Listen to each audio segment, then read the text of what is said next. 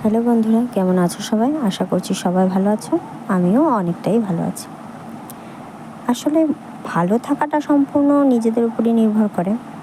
যদিও আমাদের নিজেদের ভালো থাকা, নিজেদের খারাপ থাকা, এই সব কিছু নিয়ে কারোর কাছে আমরা যদি নিজেদের খারাপ লাগাটা বলতে যাই বা ভালো লাগাটা বলতে যাই, তাতে কারোর কিছু যায় আসবে না। তাই সবসময় বলার চেষ্টা করি ভালোই থাকি। তার কারণ নিজেদের সমস্যাটা নিজেদেরকেই মেটাতে হয়। দিন শেষে নিজেদের সমস্যাটা নিজেদেরই জন্য তোলা থাকে। যাই হোক, আজ বৃহস্পতিবার, তো সকাল সকাল স্নান সেরে একটু পুজো দেবো। স্নান সেরে নিয়েছি, যাবো একটু পুজো দিতে।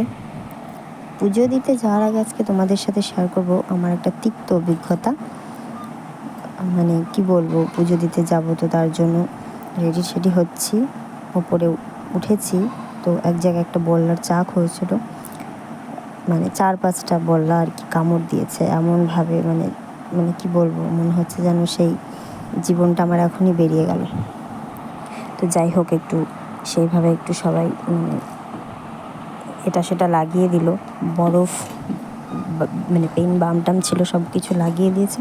তো এখন একটু কম আছে, তো তার জন্য পুজো দিতে আসলাম। মানে এত প্রচণ্ড যন্ত্রণা হচ্ছে, কিন্তু তাহলেও পুজোটা তো দিতে হবে। সেই যন্ত্রণা নিয়ে এসেছি, একটু মানে জ্বালা পোড়াটা কমেছে, তো তার জন্য এসেছি। দেখো বুকের কাছটাতে মানে চুন লাগিয়ে দিয়েছে সবাই, তোমরা দেখলে হয়তো বুঝতে পারবে। তো এখন আমি এডিট করতে বসেছি ভিডিও, মানে এখনও প্রচণ্ড পরিমাণে যন্ত্রণা হচ্ছে, কি বলবো। তো যাই হোক, আমি কিভাবে পুজো করি আজকে তোমাদের সাথে সেটাই শেয়ার করব। আমার আমি সেভাবে মানে ঘরোয়াভাবে পুজো করি। আমার ওখানে মানে কালী মন্দির আছে, সেই মন্দিরেও আমাকে পুজো করতে যেতে হয়। এই ঘরের পুজো দিয়ে তারপর আমি সেখানে যাব পুজো দিতে।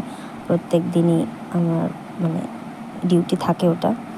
তো অন্য একদিন তোমাদের সাথে শেয়ার করব মন্দিরে আমি মানে কীভাবে পুজো দিই।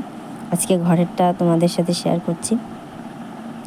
সেভাবে ব্যক্তিগত জীবন শেয়ার করা হয়ে ওঠে না তোমাদের সাথে। তো এবার থেকে ভাবছি একটু করে তোমাদেরকে দেখাবো। সারাদিনের ব্যস্ততা, প্রচুর কাজ প্রত্যেকটা ব্যক্তিরই থাকে, সেরকম আমারও আছে। সেটাই তোমাদের সাথে এবার তুলে ধরার চেষ্টা করব। আর তোমাদের যদি আমার ভিডিও ভালো লেগে থাকে, তবে অবশ্যই আমাকে মানে আমার ভিডিওটি একটু লাইক করো, একটু সাবস্ক্রাইব করো, কারণ আমি একদমই নতুন। আর সেভাবে মানে ভিডিও আমার অ্যাকচুয়ালি করা হয়ে ওঠে না। আমি শর্ট ভিডিওই করি, বড় ভিডিও করার টাইম পাই না, প্রচুর ব্যস্ততার মধ্যে থাকি। তো তার জন্য সারাদিনের কী কাজ করি বা কী ব্যস্ততা আমার থাকে, এসব নিয়ে সব কিছু নিয়ে এখন থেকে এক করে তোমাদের সাথে ভিডিও আমি শেয়ার করার চেষ্টা করব।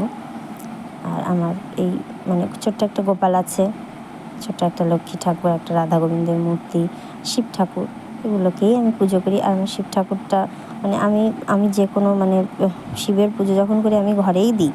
আর আমাদের এখানে মহাকালতলার মন্দির আছে, ওখানে যাই। তা বাদে আর সেভাবে কোথাও আমার যাওয়া হয়ে ওঠে না। আমাদের এখানে কালীবাড়ি আছে, শ্যামনগর কালীবাড়ি, গঙ্গার ঘাট, কিন্তু আমি যাই না, আমি কখনোই যাই না। আমি ঘরে আমার এই যে শিব ঠাকুর আছে এটাতেই দিই। আর বড়জোর আমাদের এখানে মহাকালতলার মন্দির আছে, ওখানে আমি পুজো দিই। তো এইভাবেই মানে পুজো দিই আমি আর কি।